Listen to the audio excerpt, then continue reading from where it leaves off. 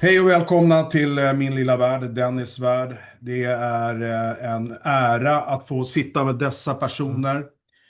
Jake Barber, we, Hello. we have here, and then Beatriz Villarroel. Hej, hej. Alltså det är helt otroligt att de är här, båda två samtidigt. Beatriz bor ju i Sverige som sagt var, henne jobbar ju med. Och vi jobbar med väldigt många projekt tillsammans. Jake kom till Sverige för ett gäng dagar sedan och vi har umgåtts i stort sett varje dag. Och det är otroligt, det är en ära att få ha Jake här i Sverige. Och det är första gången för han faktiskt i Sverige. Jake har berättat massa saker för mig och intressanta saker. Vi har ju samma intresse att söka efter sanningen gällande UAPs och UFOs. Och nu är vi här tillsammans och nu tänkte jag att ni skulle få vara med och höra på våran diskussion. Och Jake tänkte jag skulle få börja då och presentera sig själv och tala om vad som gjorde han, vad var det som fick han att hamna i spotlight? För där har han ju varit som sagt var en längre tid nu. Så Jake, welcome to Sweden. I'm Hello, glad thank that you you. are here. We Yeah. are both. So it's Yeah. an honor to have you here. Well, it's an honor to be here, and thank you for speaking in English, first of all. I don't speak a lick of Swedish, so You don't? yeah, I trust everything you said was very flattering and favorable in that introduction. Yeah. Uh, So for the viewers here in Sweden, can you please explain for them who you are? yeah, yeah. So yeah, my name's Jacob Barber. Recently became more well known for my involvement with the UAP subject in the United States. I have spent the last 30 years working for the United States Air Force and the broader intelligence community, as we call it, on a number of projects. I did a lot of, my experience is really diverse, and I did a lot of operations in CONUS and OCONUS. But my work got into UAP during what we call crash retrievals in the California desert. And our crash retrieval operations were something that we did all the time out there for anything that happened to crash that needed to be retrieved, ranging from unclassified aircraft and weather balloons to classified craft and experimental systems, all the way to what has come to be known as the egg and the eight gone. The egg is something that I shared with the public back in January of this year on a broadcast with News Nation. And the egg is was a unique experience because it was a highly sensitive operation that turned out to be a crash retrieval of a non-human craft, and that was the egg, which literally looked like an egg, like a chicken egg, except it was shiny and it was on the ground when I got there. So my primary role in crash retrievals is that of a helicopter pilot. So I was operating a helicopter that night when I got dispatched to retrieve the egg with a long line system and a remote hook, as we call it. It's usually a 150 foot to 200-foot long line that hangs below the aircraft. And I flew in that night with that long line system and came over the hill and saw a shiny, like metallic white egg on the ground and hooked it up and flew it to another secure location where it was offloaded. And that experience was something that stuck with me. And in the context of other retrievals that we did that were highly sensitive, um, I began to realize I was part of something that was um, was extremely unique and not well known, and it became part of interest in the public when the whistleblower movement started in, well, really 2017, 2018. And later, when David Grush came out and spoke about programs, specifically crash retrieval programs and others that dealt with non-human intelligence and craft of non-human origin. And my retrieval operations that night definitely fell under that category. And it was confirmed to me by government task force that was set up to look into the subject that the object that we retrieved that night was in fact a non-human craft, and our government and um, contractors associated with our government uh, have had these craft land before and has many of them in their possession. Mm. So, Wow. yeah. So you were out there and lifting up this thing, egg. Yeah. And then what's happened with the egg after that? I don't know. That's a good question. I think we know. Since being involved and coming out as a whistleblower and trying to help our United States government look into this matter, I've learned a lot of things, and I've learned more in the last 5 to 6 years than I did my whole career. Mm. You know, our work is extremely sensitive, and with that comes something we call compartmentalization. Mm. So everyone involved in these operations only has the information, the minimum information they need in order to do their particular part of the work. And so we don't get told a lot. We do get told when things are elevated to a classified level, a sensitive level, but we don't get to know the big picture as to really what we're retrieving, where it came from, or where it goes afterwards. Now, you know, we can speculate where it goes based upon who we were working for at the time, Mm. where other payloads have been taken in the past, and who the people are that we suspect, or you could go as far as say to know certain people within the effort of this investigation into the UAP subject know where these are. And so we can guess. We have a pretty good idea now where the egg is or where other eggs are. But me that night, to me, it was with me for a very short amount of time, maybe 20 minutes. I picked it up, flew it, and then I dropped it off on the ground near a truck where it was then loaded on a truck, and then it was driven Have to you where touched it? I never touched it. Okay. No. Is it dangerous to You, go close to it?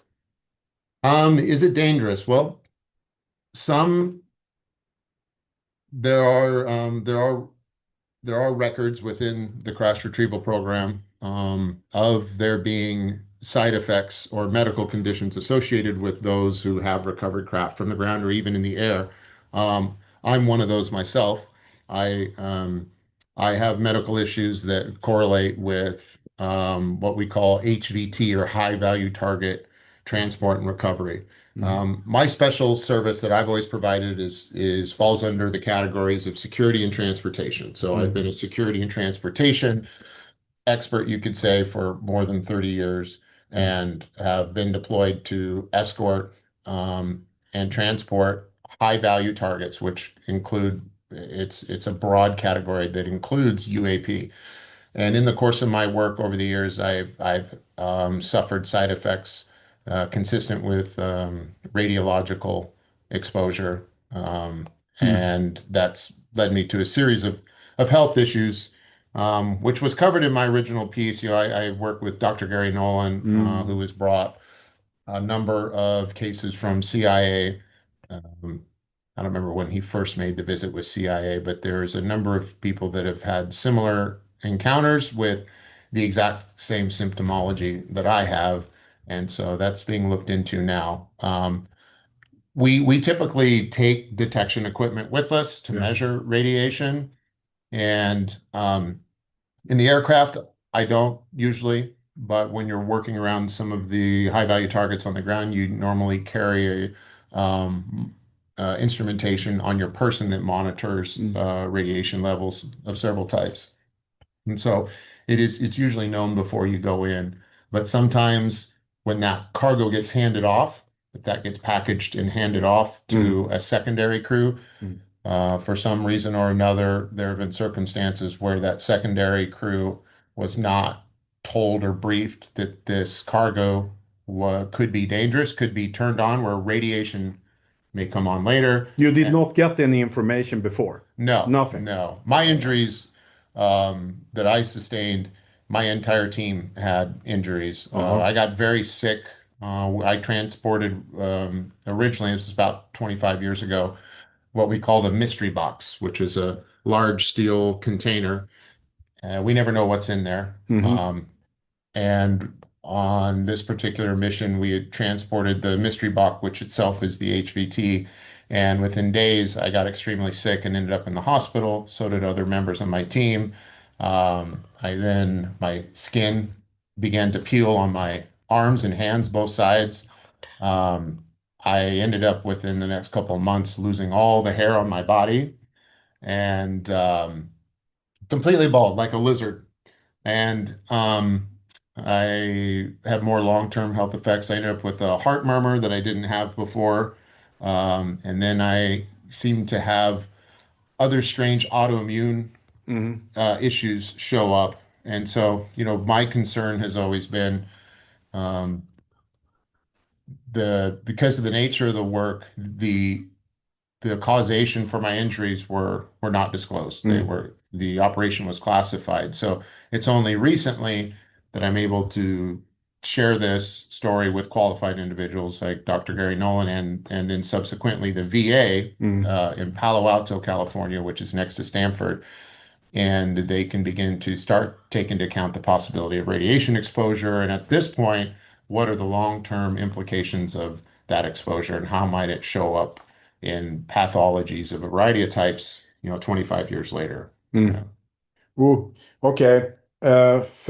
Physical damage of some kind of radiation.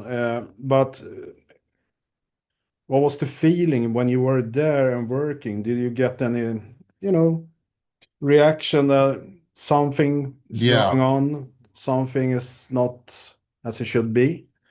Yeah. I think what you're asking about, and this gets confused a lot in the public that has seen some of my podcasts or Yeah. some of the coverage of some of the conversations I've Mm, had like this. mm, There were two objects that I am talking about publicly. One is the egg. The other is what we call was an eight gon, or it's basically a flying disc with eight delineated sections. When viewed from above, mhm, it looked like a craft, a flying saucer, but it wasn't smooth. It had eight sections. It was very dark. Um, when I did that recovery, I experienced a very traumatic, emotional, um, uh, I don't know what you would call it. I had a very emotional experience that you could say was traumatic. However, it was very positive. It was like an overwhelmingly positive spiritual experience. Um, when I was flying the helicopter, before we go out to a target, we stay at a separate location mm, near what we call the pick site, which is where we go to pick something up. I have very minimal information when I'm out there. I get given a loadout mm, of the craft. Usually, is there a hazmat declaration, which can include biological, it can include explosives, and radiological, biological explosives. We get a hazmat declaration. We also get an approximate size and weight of the object, mm, and we get GPS coordinates. And so when I got that briefing when I was flying in that night, there was a biological disclosure for hazmat, mhm. which in crash recovery that normally means a dead pilot, a dead body. Yeah. And a lot of times they don't go in and collect the carnage Mm, or the bodies or body parts. And so sometimes that's still in the craft or part of it. They didn't get all of it and it's still in the craft. So I'm assuming that that's a dead body at that point. mm, Um, so I did get that disclosure on this night. But as I'm flying en route, as I get closer to the object, I ended up getting an overwhelming sense of like I was possessed by something. and And it just come like that. yeah, well, it came on pretty strong. It felt like I've explained before, like a heartburn, like it Hmm. swole up inside of me, but it was emotional. And the closer I got to the object, it intensified. And by the time I was over the object, flying, trying to lift it off the ground, I was in tears. Um, I didn't know if I thought maybe someone had drugged me or I was Mm. having an emotional breakdown of some kind from to stress, cortisol. And it took everything I got to fly and pick this load up and fly away. Um, And it's very busy work out there at night flying as a single pilot. You know, I'm flying at the time was a twin engine helicopter that normally there's two pilots on board. Mm. I was the only pilot just for security reasons. We try and Mm. minimize the crew. Um, and I'm flying under NVGs in the mountains, running three radios at one time Mm. and a variety of instruments. So it takes my full concentration normally.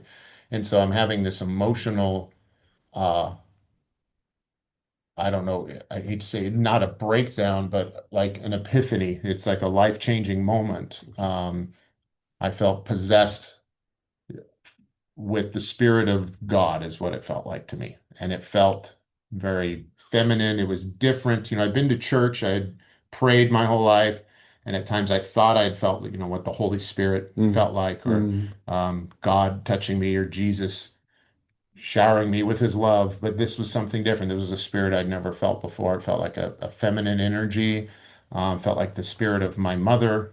I felt like a deep sense of love for my daughter, my wife, my mother. It was like that kind Mm. of love, not like a fatherly or brotherly love. That's the only reason I describe it as feminine. And um, I felt safe, like I wasn't insecure about my emotions. Like there was no shame. It was just a beautiful feeling. But it is I'd never felt like that before, and I began to feel like something was possessing me, and I thought I was going to have to pop the load off, Mm. and because I didn't think I was going to be able to continue. Mm. So I took everything I had to focus on my particular cues when doing this work and flying that helicopter, and I got it to the site, and I got rid of it, and when I flew away, the feeling went away. But ever since then, like it's never left me. Like that has never left. And I began talking about it to other friends, and I feel like whatever was in that object or whatever was controlling that object um, was also in my mind or in my consciousness. And so that that led me to where I am today, which is realizing that there are parts of the research around and the operations around um, UAP and Mm. non-human intelligence that focus particularly on this aspect of it, which is there is a human consciousness connection with the beings that either operate these or what we've come to find out through, you know, talking to other people involved in the legacy Mm. program. We all kind of talk now. You know, I Mm. spent 30 years living very isolated. Nobody talked. Yeah. And since 2017, we've been nervously peering over the cubicle walls, you can say, and exchanging Yeah. information. And that has escalated to where we all talk like crazy now, Okay. and people from all portions of the program. And so, me coming out with that story and sharing that, I think it was really valuable because of who I am and what my profession is. Mm. Like, I don't spend a lot of time out in the desert doing drugs and partying, right? So I Mm. have a very practical job. I have a very practical responsibility. Mm. My entire career has progressed because I'm someone that can be trusted to think clearly and execute on the mission under high stress situations and be able to rely on my training and my pragmatic thinking. So for me to report such an out of this world emotional, spiritual, intangible experience, I think really caused people to listen, and other people that have had similar experiences around the topic within the program, like material analysis, Mm. people that are working on the exotic material have had the exact same experience where they report the material is alive and the material is conscious and the material connects to them. And so it seems to be the case that it's likely the craft in these circumstances. It is reported and it is further hypothesized that while some of the occupants, which are biological entities that Mm. we have in our possession, maybe something like soft tissue drones or meat robots is Yeah. the Yeah. slang, Mm. where it's a biological artificial intelligence, Mm. but it doesn't have a consciousness or a soul.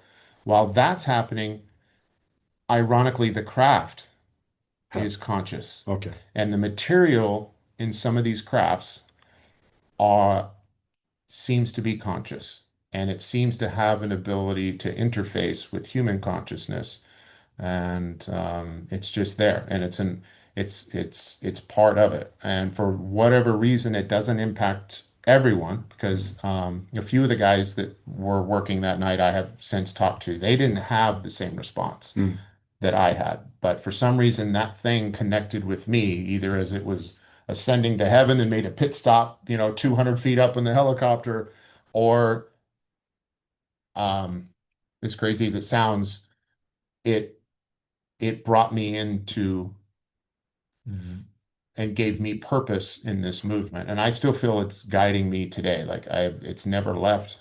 I feel like I've matured with my understanding of what it is, and it's still an active part of my life. And it has guided me even here to meet you guys, and as far as I believe. And so, Yeah. yeah.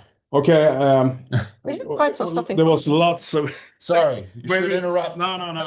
I'm so it's amazing that you. It's amazing, but I'm thinking also, how has the reaction been in your family, your friends after you have gone out with this? Yeah, Did you talk with your friends before you, as yeah, people like he's a whistleblower. yeah, You were out with the information. Ross Colhart was yeah. first. Okay, and then did you talk with your friends before that and say that, okay, now I'm going to go out with the information, my Yeah. experience about this? How was the reaction then? That's a really good question because friends and family have always known that I've done things they didn't quite know or Yeah, understand. yeah. And they know the nature of my work to a certain degree. They Mhm. understand that I've worked for the government in a variety of ways. They know I do a lot of different things Mm. privately and under government contract. I travel a lot. They know I'm a helicopter pilot. They know of my career working as a contractor for a number of these entities, and they know what I did in the Air Force, but they didn't know the extent of this. And that's the nature of our operations. You're not even allowed to tell your wife. You're not allowed to Yeah. tell your best friend. And so people just kind of accepted that is not knowing is a standard and a way of living life, and that's okay because I always came home safe, and I always seemed, at most times, everyone has stress at their work, but Mm. the work I did in association with this, which is usually like some of the cover operations or Mm. things I would do in order to establish a baseline for my forward-facing work was high adrenaline stuff anyways. Like I have contracts for airborne law enforcement, firefighting, utility work. So most of the stuff I did, private investigation, a lot of that stuff was intense anyway. So it kind of all made sense, I think. I don't think people really, no one expected it to go here. No one expected it to go to uh, possible extraterrestrial life and non-human intelligence. But I slowly kind of exposed my family to this idea, to this Mm. worldview over time. We've always held that in our household, like especially with my children. I've talked about it that way. Um, and so I think they're oriented, at least within my household and my circle of friends, they are oriented towards this becoming a reality, but they Mm. didn't know the extent to which I was involved. And so especially with my immediate family, they didn't want me to come forward. And it took a long time. Like Ross and I were working together for over 2 years Mm. before I came out. And at Mm. first I was like, there's no way. But I Mm. wanted to find a way to help because of friends like David Grush, who had stuck his neck out and was out there on a limb and he wasn't getting much support. And so I wanted to find a way forward for him. And I just had to assure my family that I didn't have a choice, that I had an obligation, and that I'd done my best to ensure that it was going to be okay for us. Mm. There was the surprise and the embarrassment because I knew there was going to be backlash. Yeah. And it's tough on your kids too, because your Yeah. face is going to become known and they're going to be, oh, there's that guy that I saw on YouTube. And Mm. most of my life was spent very private and very secretive. Mm. And there's no benefit for us, for my family, for being known. Like we have worked really hard and we have become very stable financially, very stable socially. And there was only the possibility for loss in this. It was an act of service, and it's something that I knew I had a piece of the puzzle, and that puzzle needed to be completed because I was leaving other good Americans hanging out there that had come forward. Okay. And so I focused on that while in the short term, my family may be very angry at me, in the long term, they would be proud of what I did, that I came forward and I did the right thing. And especially for my teenage daughter, it was really rough. But when I knew that when she grew older, that I'd hoped that she would look back and understand that it was a moral obligation and that it was an act of virtue and bravery that motivated me to come out. Yeah. I understand it's tough for you to talk about this, and Yeah. Yeah. I think it's really important that you have done that. I think Yes. it's super, super important. I understand this feeling of sacrifice. I feel it also when I do my scientific results. I don't go out with a feeling of, hey, now I'm going to show the world these cool results. I go out with a feeling of, okay, I know it's going to go badly. I know it's going to, or I don't know, but I'm afraid that it's going to go to hell. I'm afraid that the backlash will do everything to try to silence me, but I feel an obligation to put forward these results. Yeah. And I know that I will put forward the results. I will make the samples available, and maybe someone else later can replicate them. And one simply hopes that it's an act of service, like you say. I totally Well, relate that's to you. what's so nice about meeting you guys, and why I was excited to come to Sweden was there's very few people that can understand this, like to have a support group, for lack of better words, a circle of friends that you can express this to, that can truly understand and are kind of in this with you. I certainly see you guys that way. And it's like we talked about this morning is it is a tough decision to make, but the kind of the exercise we came up with was like when we're old men and women and we look back on our life, our would we struggle more with having not acted or having acted? Because there are challenges each way, and there's lots of things you could choose to regret because of the costs associated with not taking action and the costs associated with having taken action. And you guys have both made the same decision I have made, that there is a calling and a duty associated with this. And and that's easy to make for yourself, or it's easier to make, but when you have to make that decision for your family, they don't get any say in it. And my family didn't have a say, and they've been drugged through it. Yeah, I understand. I have the same experience. It was a tough time for me, 15 years. I found the Baltic Sea anomaly, but before that, I saw something that changed my life totally. 96, I saw something, and I struggling with that for a long, long time. And now I lived in not so far out around Stockholm city, and quite close to a military installation. And one early morning, I saw something that pops up, or were there when I sitting in my bed and watching out on the window, and that changed my life totally in 96, because before that I have never thought about UFOs, UAPs, or things like that. I saw Star Wars and aliens, as many others have done, and then I saw something that totally struck me, and I was so shocked and frustrated and angry at the same time. And I remember I tried to work with that for a long time. How should I handle this in my brain, this experience I've had? And I tried to talk I did, of course, to my closest friends and my family. Of course, they listen, but at the same time, I had hoped that I have somebody that can talk back to me, not only listen, and to convince. And what I have hoped then at that situation I was in, that my ex-wife then had seen it herself also. Yeah. She did not. It was too late. It was gone. And so I was struggling with that, of course, for a long time. And even now in my brain, I have it. I'm burn marked. And after that, I have decided to put my my time on figure out what it is. We have seen all these things about UAPs and UFOs, and then 2011 I find this thing in the Baltic Sea. So what what? Yeah.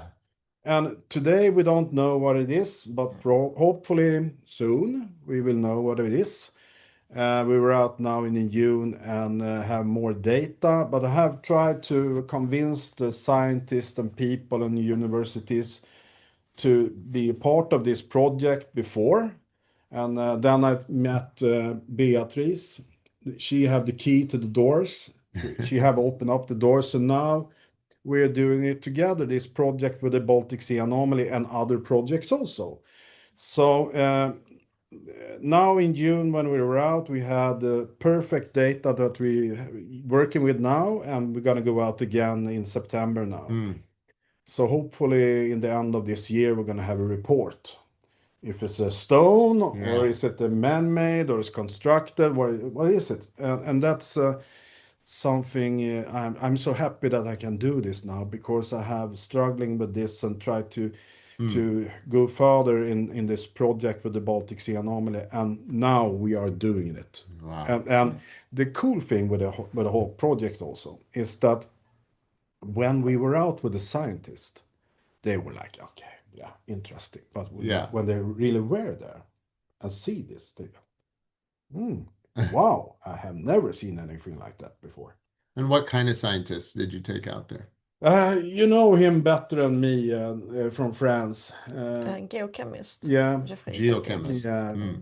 So that is not something you are handling with a scientist. I wouldn't even go on the boat because it's Yeah, but you know them. Yes. The You know people. the Yes. Yeah.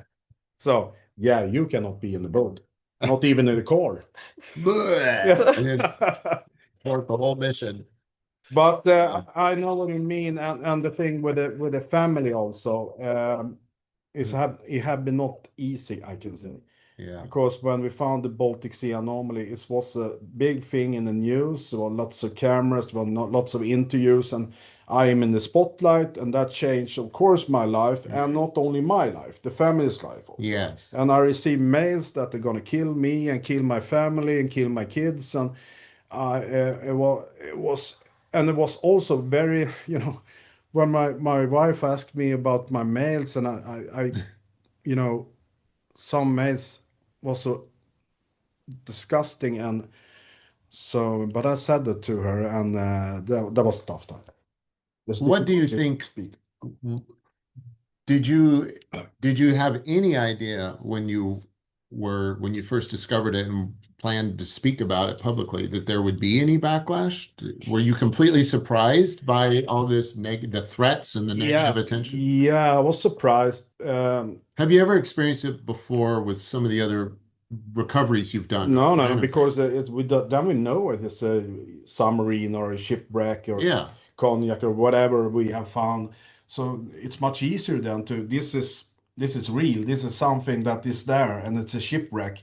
In this case, we have found something that is anomaly. We don't know what it is. But if other people thought it was just some dumb rock on the bottom of the ocean, why would they be sending you death threats? Good question. Good question.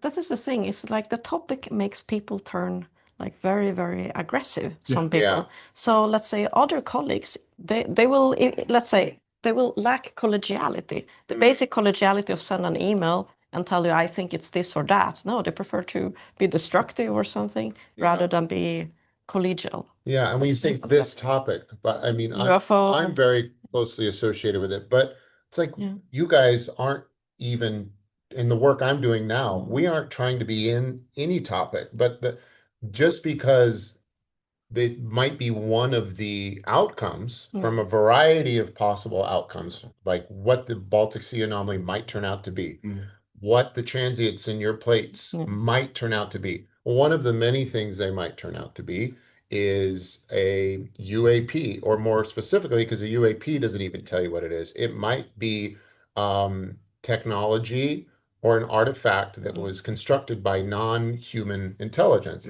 And not even being in the possibilities drives all this negative attention. I And it's not like, well, you guys or me, myself, in our work now, we're not trying to prove that something is non-human, but we are open to that, which is kind of a responsible way to think, you know? Well, Yeah, of course. I'm testing the hypothesis Yeah. directly because I don't see why this hypothesis should be stigmatized. Yes. Because if I work on some random astronomy topic, let's say where my hypothesis would be that I don't know, a black hole or a supermassive black hole has a thick dust torus and it has this or that many I don't know, this or that much of dust around it.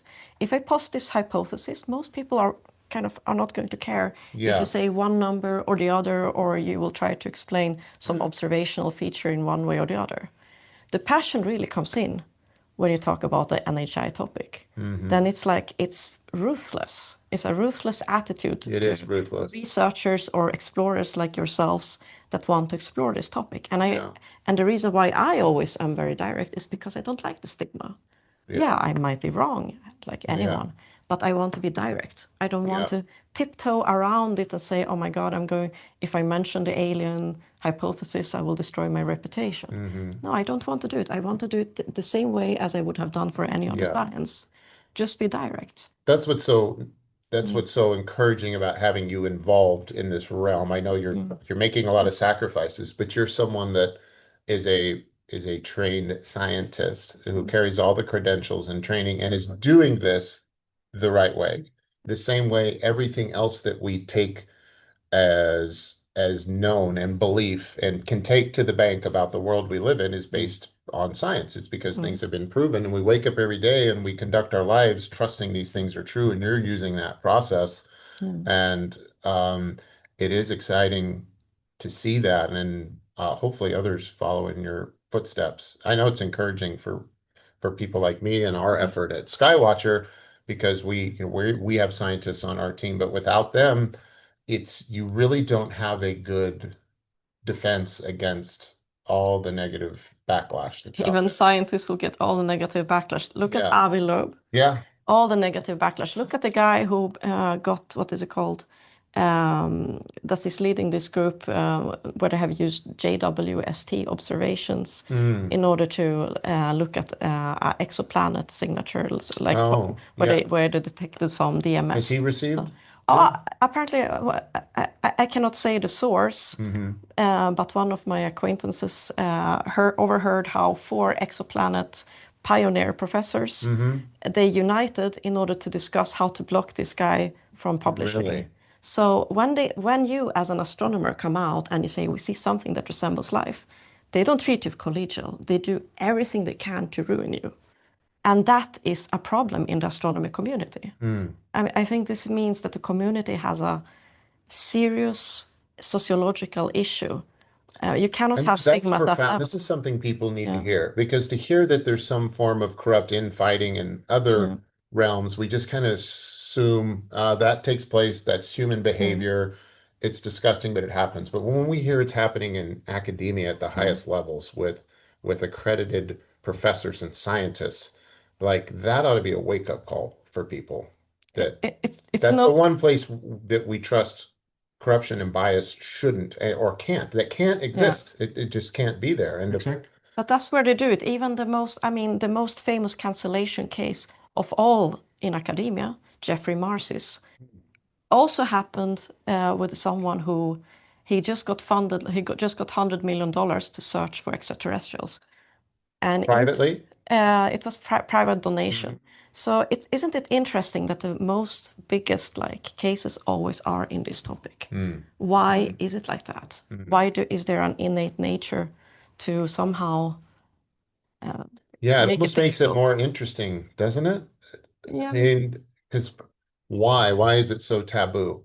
I mean, that's kind of how human psychology works. If you say you can't have that, like to a child, or don't push that big red button, well, then you leave the room. Everyone's going to push the button. Or who in the room here would push the big red button? Yeah, I would, right?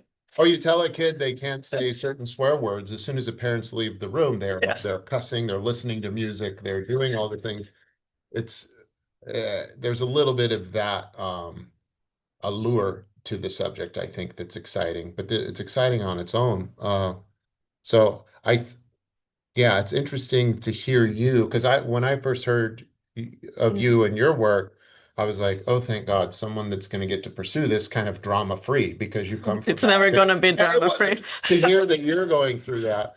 Yeah. It's uh, it's concerning, but it's also I'm kind of excited because you're a formidable opponent, and I don't think there's any way, there's no high road for the adversary to come at you. The only way to come at you is they should end up falling flat on their face or exposing their true colors for how they might approach trying to debunk this because you're not your hypotheses are well thought out and your data is there, as far as I understand. So Yeah. it's exciting for the rest of the community where all we have are stories and the rest of the real evidence is locked up in Yeah. folders and files somewhere under overclassified pretense.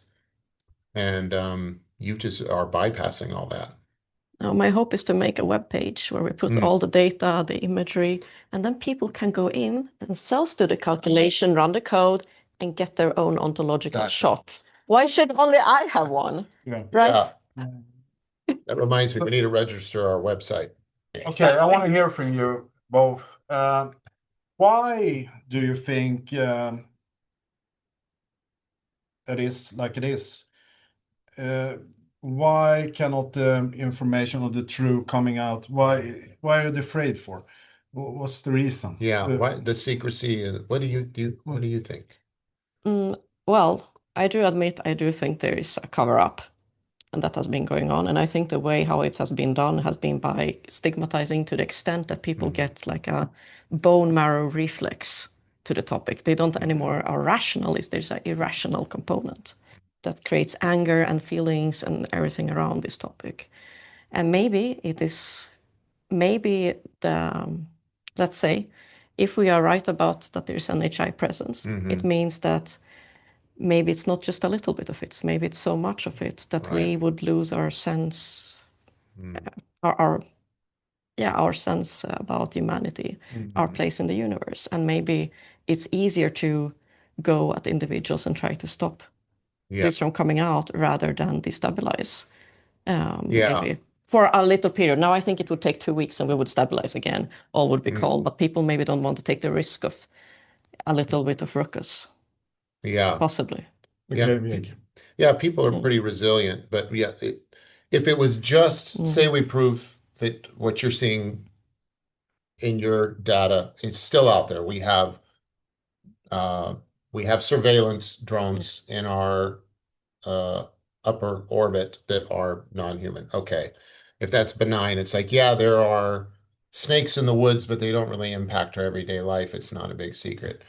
So it leads me to believe that not only are they there, but they are interacting with us, and they are interacting with us in a way that we can't control. And I think it comes down to control. I mean, since all we can do or all I can do is because I don't know. So we sit here and we do our best to reason and conduct our own Yeah. thought experiments and come with our own hypotheses. Now, where I'm at with it, what I think might be going on, taking in everything I've learned in the last 6 years, plus my own personal experiences, um, I think there is a spiritual component to this thing, and I think it's a control. It's likely that our governments and agencies want to control the population. It's been that way since the time of Caesar. Stabilizing the Roman Empire and keeping the people happy was the number one priority because then the empire falls apart. It's the same today. Our governments and even our world as a whole requires stability. And I think it's analogous to if you look at the history of Christianity and Martin Luther and the Reformation, where Martin Luther was a rebel who basically said, you don't need to go through man to get to God. You don't need to go through the Catholic Church organization and those appointed in leadership at the time to have a relationship with God.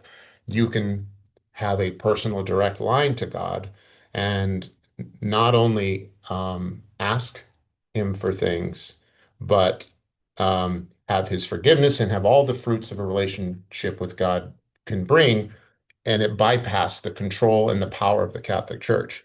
I think, for me personally, that it's something like that. I think that if humans learn that there is something special about us that separates us from the animals, that we aren't just beasts, we are also something like a God or have a portion of God or a connection to the world around us and to other dimensions and to a higher level of consciousness, that it will be harder for governments to control and keep us suppressed. And that the elevating of our species would empower us in a way that would destabilize the current state of economics, politics, borders, wars, all that goes away when we transform ourselves to a higher quality of life and state of being. Now, I know that's kind of a very crazy woo-woo answer, but I'm sorry, that's where I'm at in my life right now. Like I'm woo in my thoughts, but I still have very practical responsibilities in my career, and I'm kind of torn between the two. But if we really can confirm that we are not alone here, it's gonna really change our worldview and our view on the like, Yeah, why do you need to have wars? yeah.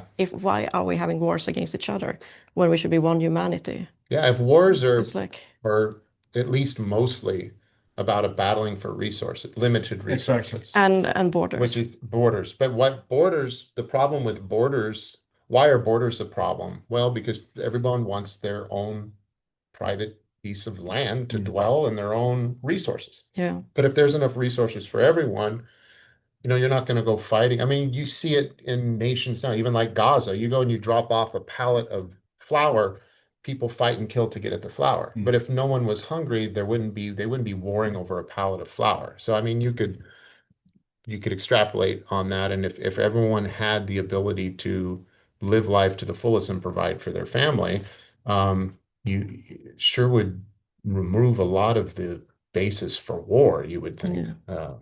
So I mean that's one part, but I do agree with that and think about that. Um, I don't know, but we just don't know.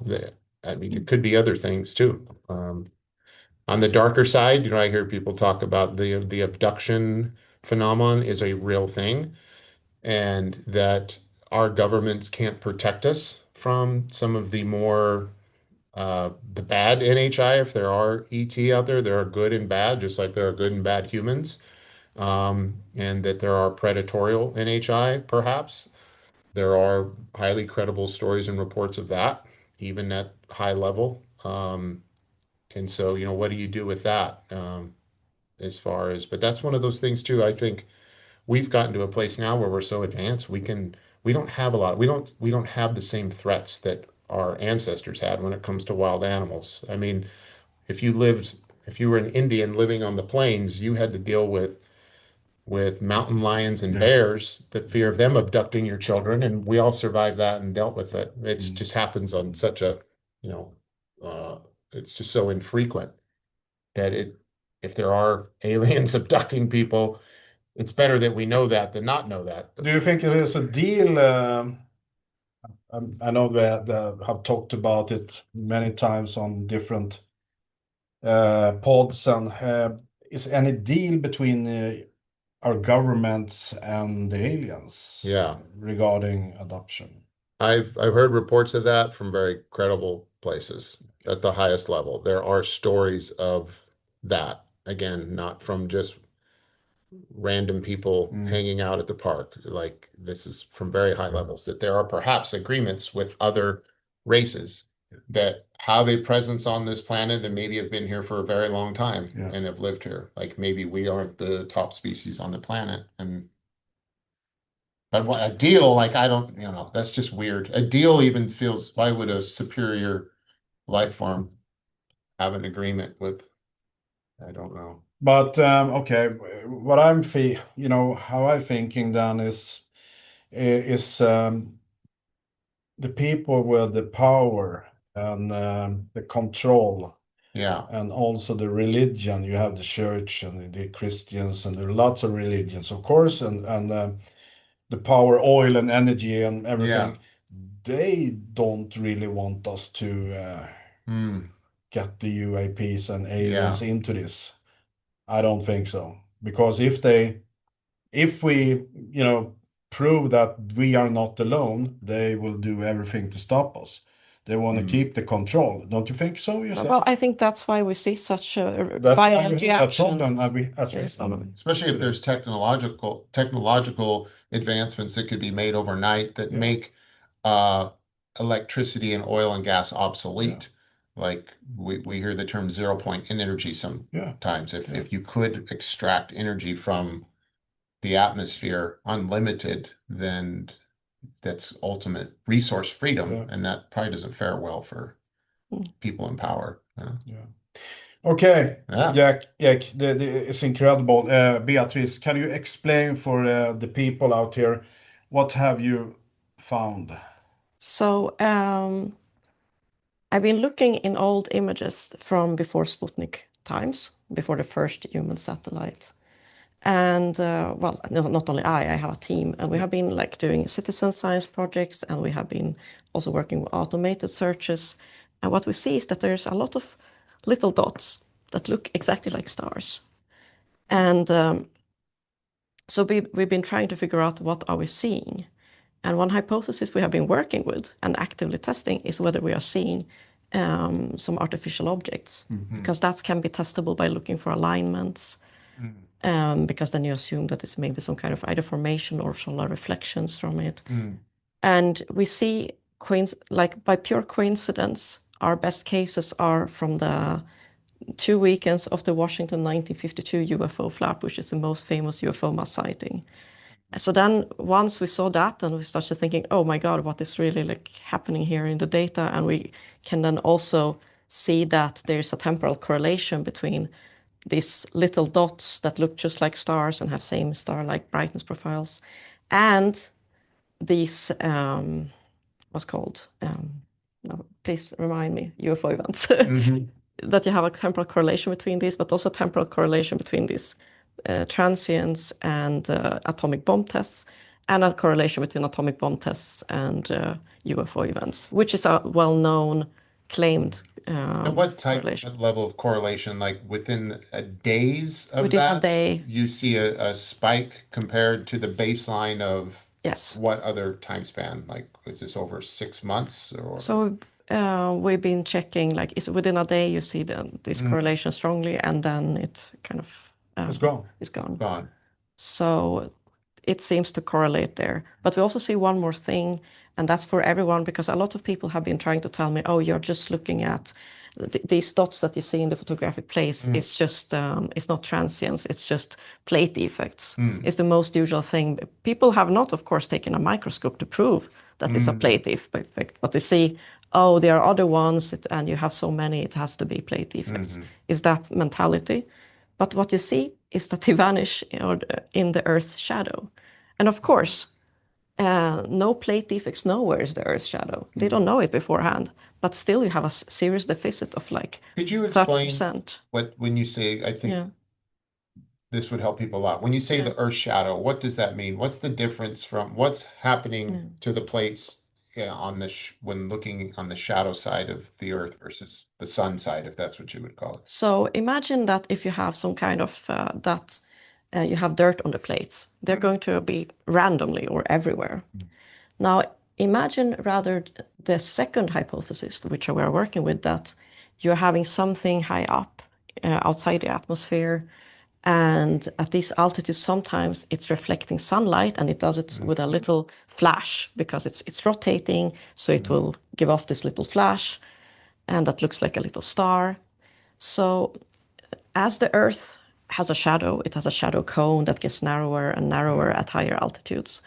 It means that if you look inside this cone at a high altitude, let's say at 42,000 kilometers altitude, you're going to have a shadow radius of 8 degrees. Okay. So outside this radius, you're going to be able to have lots of solar reflections from satellites. Well, there were no satellites in 1952. Sure. But you're going to have lots of reflections from satellites, while inside this shadow radius, inside the radius, you're not going to see those kinds of reflections, because simply it's in the shadow. You won't see a reflection in the shadow. Yeah.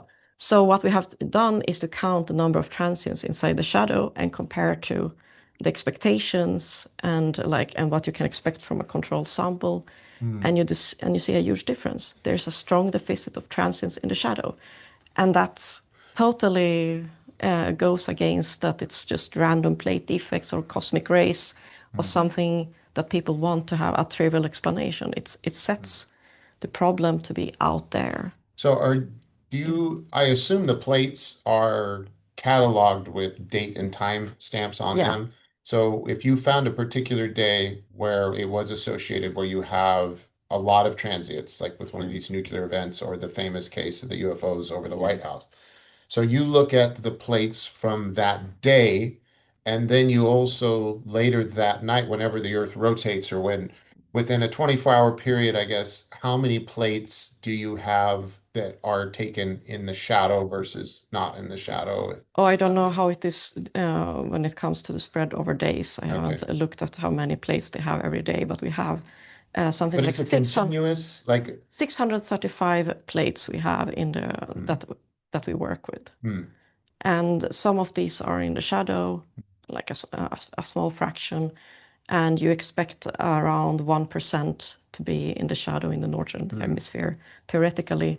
But then you also can look at how did they actually look, because maybe you have a bad luck and observers looked only in the region outside the shadow all the time. And we have taken a look at that as well, and that's how we determine that there's this deficit by comparing where they pointed. Wow. So that tells us that they're not faraway stars because they wouldn't be impacted by the shadow. No, And neither. they're also not within the atmosphere either, No. because then they wouldn't be reflecting sunlight. I'm gonna guess on somewhere that between 20,000 to 60,000 kilometers altitude, somewhere there. That's just a guess. Wow. It's my guess. We have to really investigate the altitude dependence of it. What's the phrase you were telling me yesterday? It's the Orbits. geosynchronous orbit. It's like an area where everything that's attracted by our Earth, correct me if I'm wrong, from gravity, it's kind of like where it gathers. It's where trash gathers and like Yes. a ring. It's a zone, kind of like a dead spot in a stream where all the leaves and sticks gather. For us, it's like a gravity belt where things settle. And we send all our communication satellites there so that they can hang around and watch one spot. So we send stuff there unintentionally, but space trash or debris also kind of settles in that area. Yeah. Right. And so, but there shouldn't have been in the 50s debris in the 50s Not that I know of. that reflects light. Yeah. That reflects light. That in that we way. Have because stones and other space itself, space trash or trash that originated from space, dust, whatever. But something that reflects, we're assuming that something that reflects at this magnitude is intelligently constructed. That's a primary assumption with this, right? that reflects and gives off these signatures of brief flashes that look like stars, because you can have something reflecting sunlight like an asteroid there, but then it's going to streak more likely, while we think about something that has an extremely flat and reflective surface. Today we have lots of satellites and space trash in geosynchronous orbits, and they give off these short brief flashes. Can you explain why the streaking thing is interesting too? Like why something natural like a rock or an asteroid would streak, but something man-made wouldn't? Because it's round. It's round, so it's all the time has the same, like a similar, not big variation in the surface that I see. is the sun. But something with hard angles that was flat on any side you'd see all shadow light. So I must ask you, you were out with this information a couple of weeks ago, and I know lots of people, not lots of them, some of them are a little skeptic about this. Yeah. And I must say, yeah, thank you. When I did look at the report for the first time, I must say I was shocked. I think I read it 3 times, but even today I'm in shock, I must say. It's the total numbers that is scary. That's crazy. But still, it's there. It's there. Yep. I think that the real shock for me was probably that I have been for years thinking about that I'm looking for very specific cases in the data. I'm looking for multiple transients aligned. I think I will find 2 or 3 maybe that can be verified. Maybe if we take a microscope and look at it at the original place, maybe then we will verify. But I didn't think about that a lot of the things that we think of as noise, that we might be considering being noise, but like simply because there are so many, that they are the interesting thing. That because that means that people have been looking at these plates, they have seen these things for maybe 100 Isn't that years. how we discovered the Big Bang? Was background radiation was Yeah. considered trash noise, and that was actually the voice of the origin of the universe? Exactly, and maybe this is similar, that what people have just been dismissing. They say, oh, you know, we only keep these dots if you see it in at least 2 different plates, that taking with 2 hours in between. But okay, but maybe these things that were totally discarded, but they look like stars, they have star-like brightness profiles. Those, a big part of these, maybe not all, but a substantial part of these, maybe carry that information about objects outside our atmosphere. And I think this has to be seriously considered. Yeah. Not just dismissed like, no, it's just all crap. Because something that happens with the skeptical discourse is that they want to say that it's either black or it's white. They don't want to think about infractions. Yes. They don't want to think about that in reality, if you have a mix, maybe even if you have just 1% of them being real, it's already really valuable. Yes, like it's only 1 is just infinitely more valuable than 0. Like it's Exactly. That's it. And we are seeing systematics. We are not just, we can even ignore all the individual cases. But the interesting thing here is the systematic, by that it vanishes in the shadow, or the deficit in the shadow, and the correlation with UAP mass sightings and atomic bomb tests, and the correlation between these two.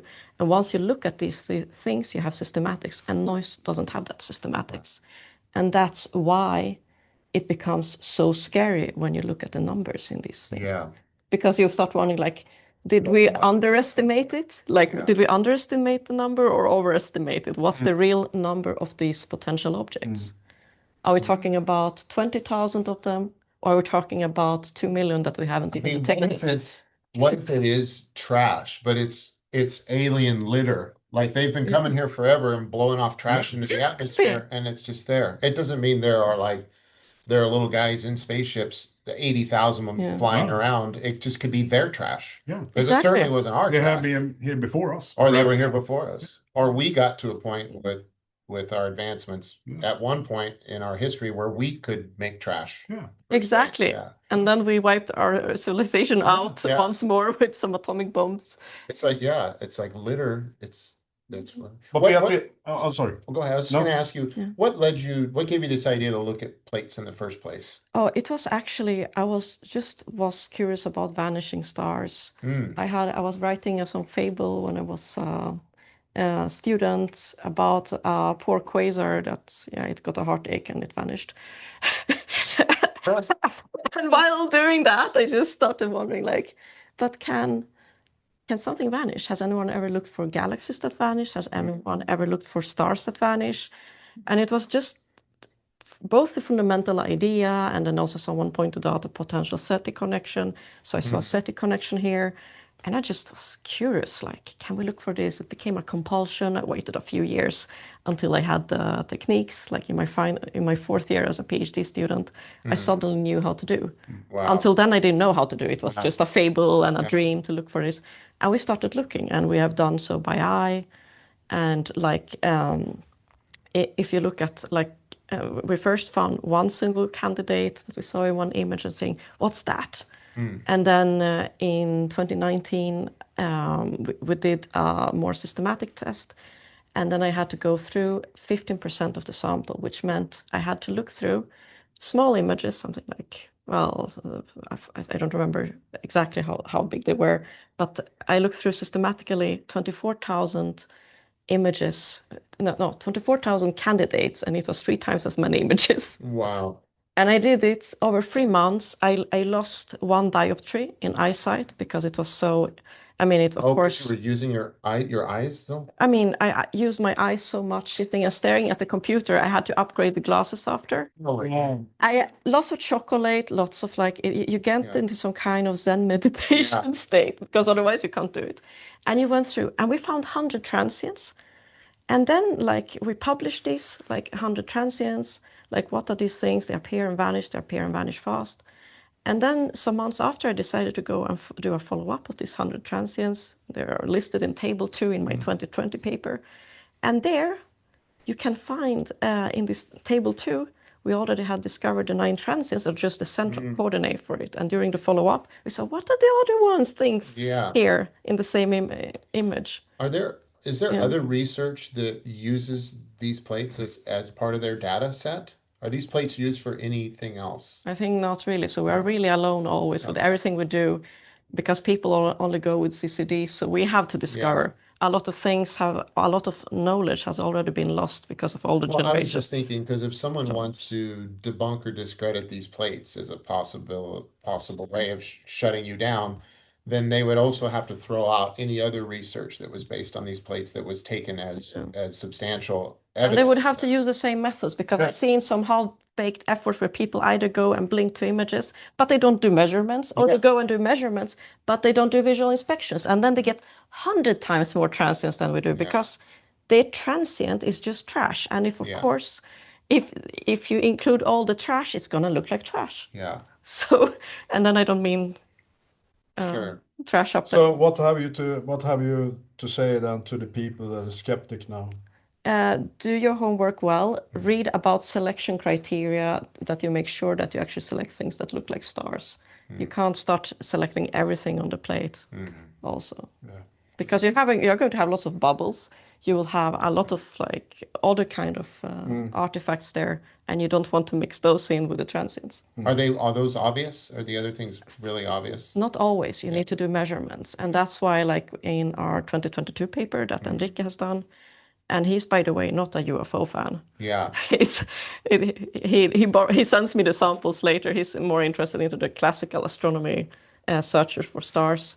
But in this 2022 paper, he does a beautiful like vetting process to throw away all the crap. Yeah. To throw away all the things that are elongated or that are not perfectly star-like. So you need to do this cleanup process very carefully. As we were talking yesterday, I thought it would be a good idea if you could find a plate of glass from that era that wasn't exposed, that wasn't used, or darkroom exposed, or that, just so you could look at an unexposed plate and then get a baseline of what do bubbles and contaminants look like on an unused plate. That would be amazing, because then we could do exactly the same process like Enrique has done. Let's say we have several of these plates. We could calculate the rate, the rate, and we would be able to say the background of the on the Palomar plates versus the. There has to be some out there somewhere, like someone. I don't think anyone has done that, because they're all broken or thrown out. I think people were using these photographic plates to look for individual objects, to understand individual things. But today we have all this. I mean, there were no AI in the 50s. Yeah. People didn't do these surveys really in the same way. This is the new technology of the 2000, after 2000. We got to put out a request to the world and say, can someone find us a plate from the 1950s? Maybe Dennis can find it at the bottom of the ocean. We can, you never know. Yeah. But don't you think Ukraine, as you mentioned before, they have plates from what time? I think they have from 30s until 70s, and they could help us. So I would love to get help from the Ukrainian observatory. They have even digitized them, because the digitization process is huge, and we want someone who already digitized. You don't have the access to that now. I don't have access, but I have good friends and colleagues there, so we can solve that. Oh, wow. But someone also has to make sure that to save their plates and data. Yeah. Other places then? Vatican.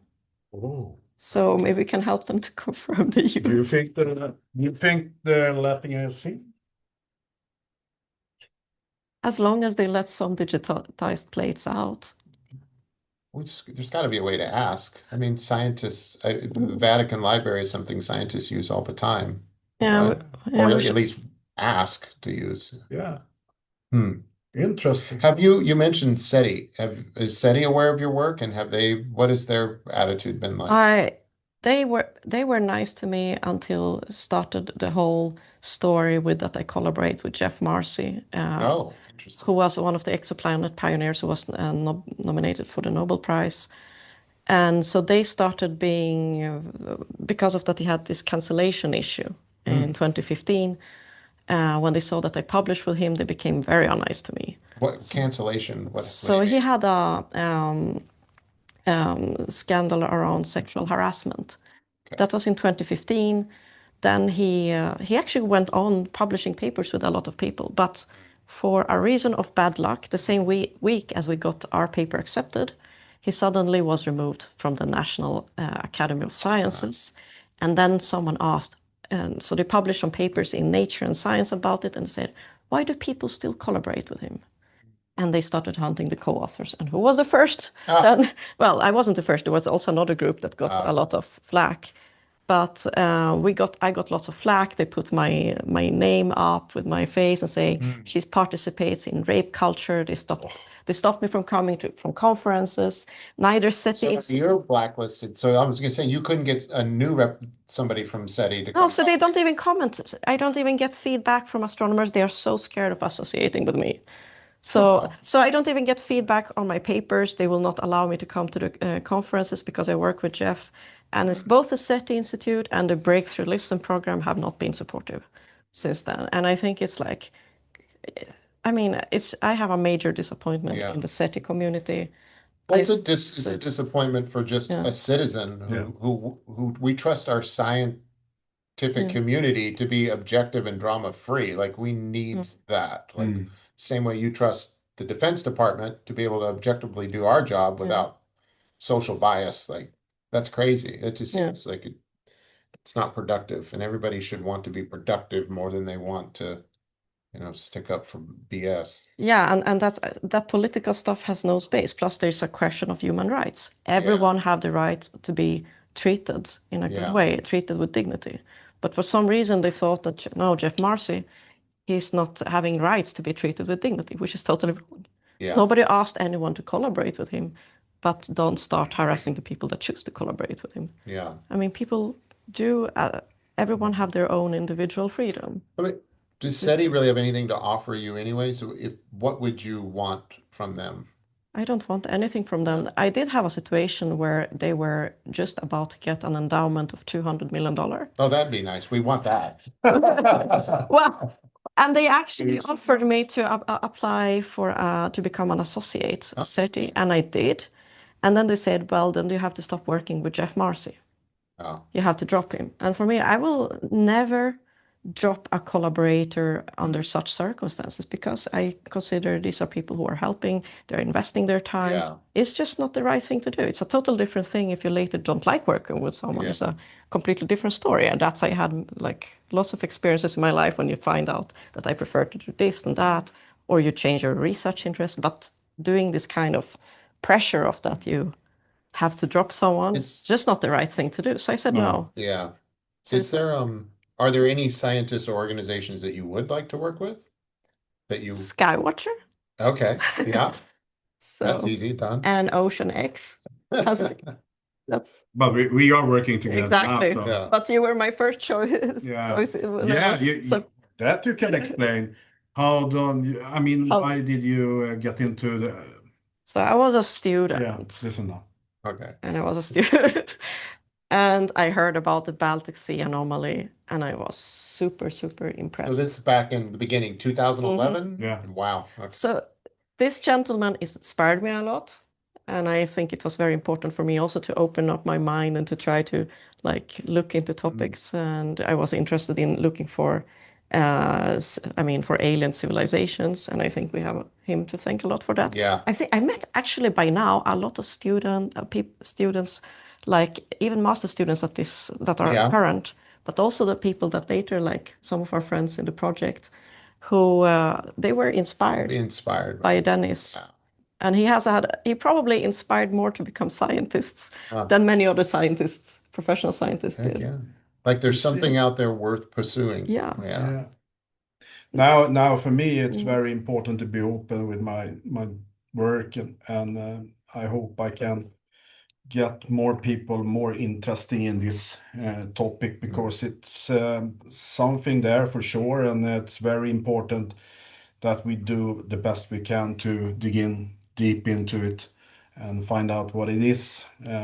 So What would you like to? Yeah, so I was going to ask, are there people and organizations that you would no, want to work with? I mean, so Beatriz, and we're starting up now our new organization very soon, a no profit organization that we want to collaborate with other organizations, universities, and scientists around the world to work with nuts and bolts, to really do everything we can to have proof in a science way, not speculating. Just we must find proof. Yeah. And you have already done lots of work when it's come to that. We have something out there, and Jake, you have been in a place and egg or whatever, and the other things. So and we have other people. So I want to work with all these people that have the interest to go further in this topic, because it's so interesting and important, not only for me, for the human beings, the life on Earth, our future, our kids and grandkids and so on. We must in always, I mean, we must do our best to really come further in our job to know more about what's going on around us, because I am so convinced already that we are not alone, as you, Jake. Yeah. You are also that. Yeah. We are sitting in the same boat as you also. So for us, we must together do our best, and hopefully we're gonna make other people that perhaps sitting with information and are a little scared to talk about, open up and join us in this journey, because I wanna get into war with truth. That's We right. are already in the war. We are on in the the war. front line. That's true. That is true. Do you have like a wish list of things, experiments or tests that you want to run out there? Like how many different things can you do to extract information data from the anomaly? Anomaly, and when it's come to that, we have done lots already, but still it's other things we're gonna do. That we're going to do core drilling, hopefully, and of course we're gonna do. What was the name of the German guys have? It was a LIDAR. LiDAR. We have already done multi-beam and sub-button profiling, and we have of course used the ROV, the remote robot down there. And so we're gonna go out soon again and hopefully have more data. But it's perhaps the beginning of something that Are there any laws against drilling into it or digging under it? Yeah, Are you restricted? really. When it's you're talking about minerals, so it's a mineral. Even if we don't know what it is. Yes. Really. Yeah. But still, you're gonna drill in Everything is minerals. Yes. So You can dive and you can do things. You can even salvage things. But if you drill into something on Finnish economic zone, you must have permits for it. okay. So that's That's how it works. But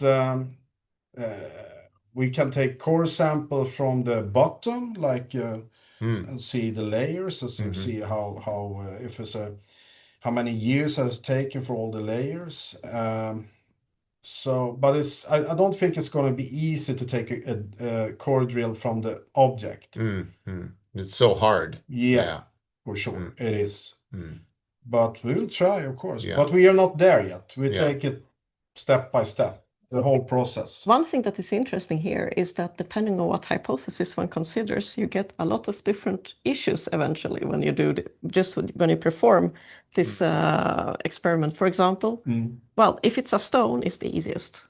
solution. It's the least dangerous. But now if we think about conscious material, then you have one type of issue, you might make it quite upset. The poor, or if you have or if it's exotic material, even that can break things or can put off some form of hazardous, emit something hazardous. We don't even know, your imagination can run wild. So what should one do when one does this if one doesn't know what it is? If you know that it could be everything from a UFO to a stone. Well, what we look at like non-invasive data capture at first, like look at it under as many different spectrums as you can, measure the material around it, like indirect attacks live underneath it.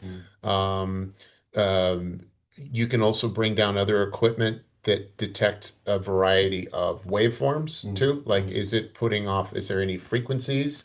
How do like sonogram or sonogrammic, how do frequencies pass through it or not pass through it? Like if you hit it with a certain and water, I don't know how that's done, but you can get the same way you can get a spectral analysis from light. You can get sound analysis from shooting sound waves at something and seeing how it responds, and that should give you some indication. That's why we're using sub-button profile, because we can go into this thing and see all the layers also. And what we have seen now is that this thing is a separate thing. It's on top. It's not like the crown of something below. It is. So and the interesting thing also, we have problems with our equipment every time we have been out. This time we were out with the Stockholm University science ship. I talked to the captain about, Captain Thomas Dunn. I said to him, we have lots of problems when we're out on the spot. Okay, interesting. And I did not think he believed me. But when we come to the spot and begin to search for the multi-beam we searched with first, he said to me, Dennis, we have problems with the GPS. Oh, you mean it? Yeah. Yep. And then we are over the object. And do you used to have problems? Nope. Okay. And I said, it's the same problem we have every time we were out. It's not only the GPS, we have problem with the cameras, the lights, and even the radar. We have the radar, clear weather, nice, everything, perfect. And we see on the radar dots coming up like ships. Yeah. And I'm standing there, there's no ships here. Yeah. But on the radar. And then they're gone and pop up in another way, places. We have the exact same thing with when we're conducting our Skywatcher operations and testing our dog whistle system and our psionic system. When things arrive, I've chased UAP in the helicopter and got right up next to him within 200 meters of it, and it froze our helicopter in broad daylight. Oh my God, what happens then? Well, so the blades are turning, the engine's running, but we couldn't move. So the helicopter got up, GPS gauges, and we have it on video. Everything starts going haywire inside the helicopter, and it's aerodynamically, it just felt like it wouldn't move. So it was about a minute and a half, 2 minutes of this. We tried to climb, tried to go forward, left, right, descend, couldn't. Eventually, we were able to back away from it and retreat. It was like, don't come any closer. And then on the ground, our guys' all compasses were tumbling, and our radar was being jammed all at the same time this was going on. You'll know, and GPS data, just you lose it. Yeah. And I think that's one of the common things you'll see out at Skinwalker Ranch with the work Brandon Fugel and company are doing. When they run into their anomalous zones, they have like a cone or a triangle, they're constantly losing GPS track, or GPS is showing up positions underground or far away or whatever. And they seem to have, when the phenomenon is at its highest peak of activity, they're having a lot of spoofing and weird stuff go on too. So, who knows what that means, but it means something interesting, which kind of brings me back to all of this work, but especially with the Baltic Sea anomaly, is that I think it's a shame for people to get hung up in the UAP non-human intelligence debate, because all of our work that we're doing, Mm. the outcome, whatever it is, we're open to everything. We're not, Mm. I mean, we might be secretly hoping that it's Yeah. alien or non-human, but we really don't care what the result is. And it's guaranteed to not be a boring outcome because we've been trying to explain this for a while, all of this stuff, and we can't explain it. So even if the Baltic Sea anomaly turns out to be an intelligently constructed man-made structure, well, holy heck, how long ago was that built? Yeah, Right? exactly. Like it's a megalithic structure at the bottom of the Baltic Sea, which is exciting. And I know there's a lot of public interest with similar constructs right now. Yeah. And like now you're talking like ancient civilizations and Exactly. But if we look at it like people are so judgmental of this topic at the same time as we have certain topics in science, let's say dark matter, yeah, string theory, string theory. string theory, and it goes on for decade after That is decade. so much It's harder to something. swallow, isn't it? I think it's so much harder. I mean, your work is I mean, the pyramids are, I think, a great comparison to Yeah. what you're doing. It's like the pyramids, and the Mm. people that are protecting the current story and origin story of the pyramids fight it tooth and nail and look foolish Mm. because they won't accept any new information. And the Baltic Sea anomaly might have a similar story to that. But it's even like with my kids. That's why I think kids, like my kids, when I talk to them about this, there is no ontological shock. Like they're like, well, of course, like, yeah, there's aliens. Like they've grown up in a different time. Yeah. It's probably hard for people our age because sci-fi fiction movies, like aliens were always something that were make-believe. And when we look at my daughter and I were talking about this, she's at a private Christian school right now for college, which is the first time she's ever actually been exposed to religion in a deep dive. Like we didn't raise them where we go to church every Sunday and we are strongly projecting a Christian philosophy on them. So she's learning this stuff and she's having such a hard time and she's like, Dad, it's way easier to believe in aliens than it is Jesus. Like, with Christianity, we can have a conscious connection with God. So prayer is a Yeah. means of meditating with God. You can change the outcome of the future by asking God to intervene. We're believing that a guy came down from another dimension, lived on earth, died and was raised from the dead and walked on water and performed miracles. Oh yeah, and we might go to hell for all eternity or heaven for all eternity. So talk about the fear factor. Like what's more scary, being abducted by an alien or suffering beyond your imagination for eternity, which is what Christianity offers, Yeah. So their worldview, it's not a big deal. And the only reason I bring that up is I think in the long game, we're going to win. Like it may not be our generation, it might be our kids' generation, but this topic and the discoveries are going to break through at some point, and probably at the very least, they'll look back on the courage that we've displayed and the work we've done. And the first person through always catches the most shit. So like you stepping out to be one of the only And you scientists, both, yeah, us three. the oceanographers, the guy who's talking about flying eggs, like they'll look back at us and go, wow, hopefully, we're the trailblazers, that's for sure. Yeah. Or amongst other trailblazers. And it's not easy to carve a new trail. We have an interesting future in front of us. Did we mention that we entered a science fiction shop bookstore yesterday, all three of us? Yeah, Yeah. we And were in the old city, old town Yeah. in Stockholm. There we have this science fiction store. And yeah, we walked. I'm sure there was someone taking our picture saying, see, they're science fiction nerds. They're making everything up. They're going into that bookstore to find new bullshit material to push on us. Okay. And even more oddly, today's a very special day Yeah, Yes. it is. because it's Beatriz's birthday, and it's also my birthday today. And, right? Okay. Yeah. And Dennis just found out this morning he's having another grandchild, a beautiful baby girl. Yeah. And it's funny because when Beatriz and I first connected, we knew that I was coming during this time. And she's like, oh, well, you'll be here on my birthday. We should go out to dinner or something. And I said, oh, really? It's my birthday too. I go, well, when's your birthday? And she said, today. Yeah.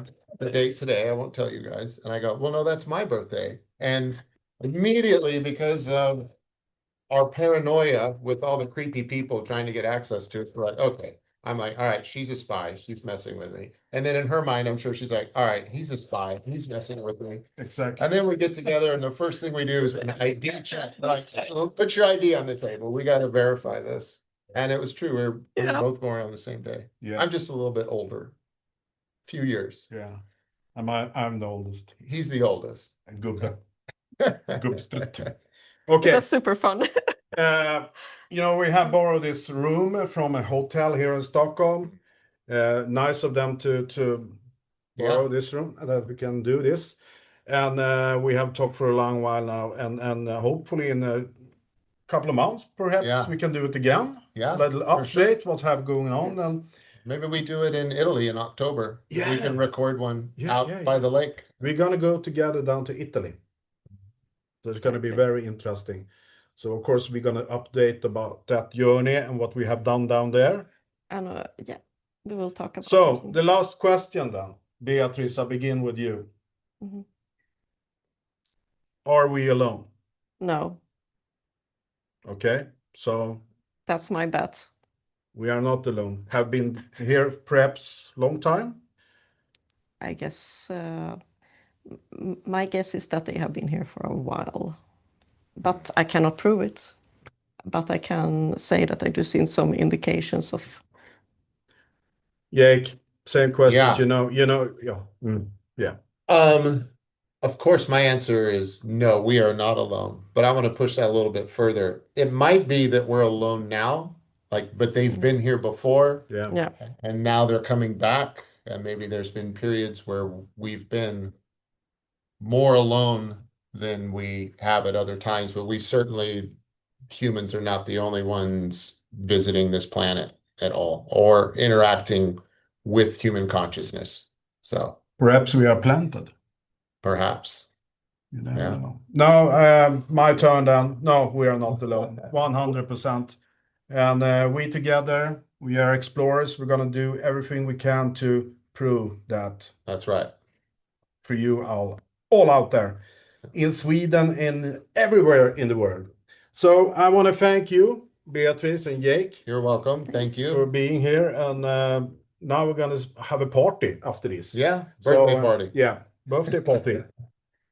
Are you preparing the cognac from the bottom of the Baltic Sea? Yeah, we'll see. Okej, thank you for listening. Tack för att ni har lyssnat nu. Nu tar det på svenska här. Jag hoppas ni har förstått vad vi har pratat om. Och jag har ju försökt så gott jag kan på min knaggliga engelska, men jag hoppas ni fattar vad jag säger i alla fall. Tack så mycket för att ni har lyssnat på Dennis Värld. Som sagt vad jag återkommer sen och kommer med nya avsnitt med Beatriz. Och när vi åker ner till Italien kommer vi göra någonting riktigt, riktigt intressant och fantastiskt där nere som vi kommer prata om sen. Så att jag ser fram emot att prata med er alla och informera er vad som händer och sker. Tack för att ni har lyssnat och tittat på oss. Sköt om er. Bye bye. Hej då.